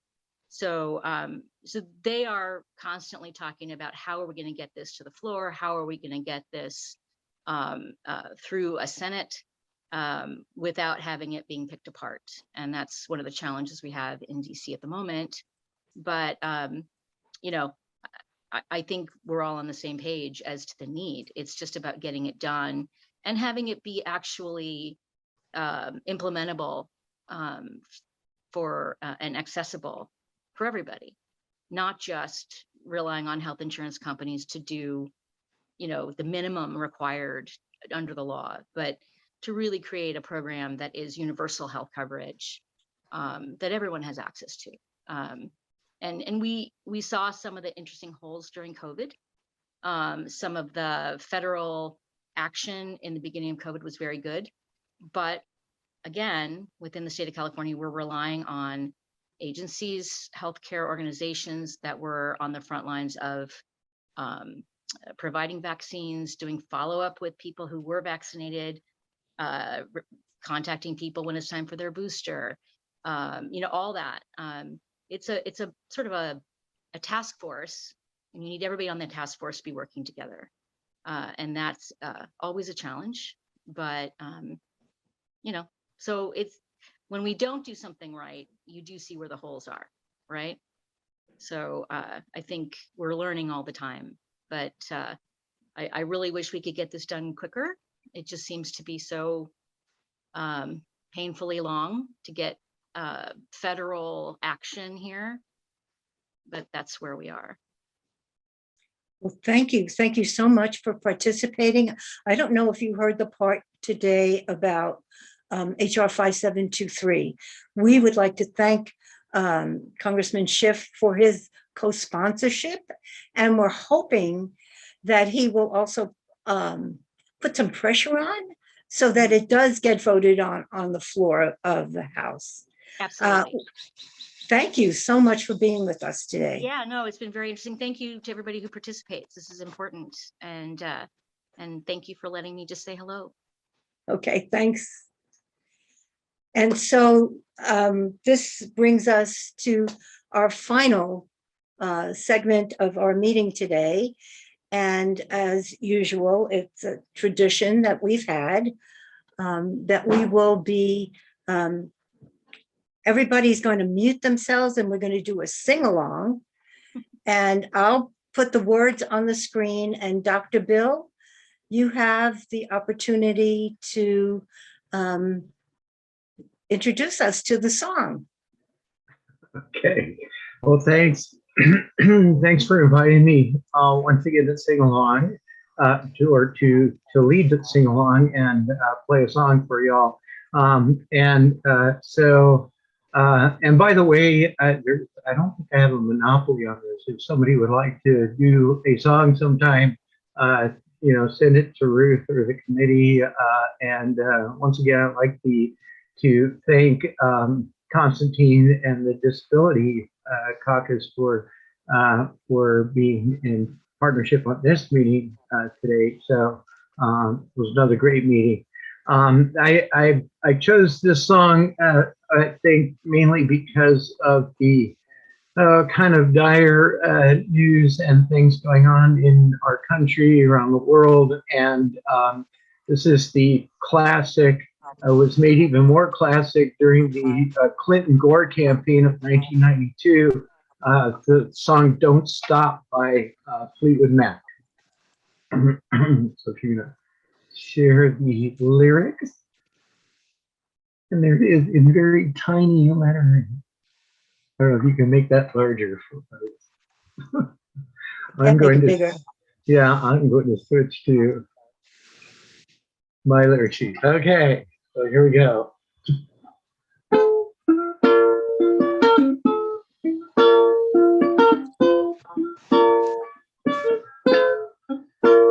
And for those who haven't heard me before on my ukulele, this is a big song on a very small instrument. So here we go. If you wake up and don't want to smile, if it takes just a little while, open your eyes and look at the day. You'll see things in a different way. Don't stop thinking about tomorrow. Don't stop, it'll soon be here. It'll be better than before. Yesterday's gone, yesterday's gone. Why not think about the times to come? Not about the things that you've done. If your life was bad to you, just think what tomorrow will do. Don't stop thinking about tomorrow. Don't stop, it'll soon be here. It'll be better than before. Yesterday's gone, yesterday's gone. All I want is to see you smile. If it takes just a little don't believe that it's true. I never meant any harm to you. So don't stop thinking about tomorrow. Don't stop, it'll soon be here. It'll be better than before. Yesterday's gone, yesterday's gone. One more time, don't stop thinking about tomorrow. Don't stop, it'll soon be here. It'll be here, better than before. Yesterday's gone, oh, yesterday's gone. I said, ooh, don't you think twice. Ooh, don't you look back. Ooh, don't you think twice. Ooh, look back.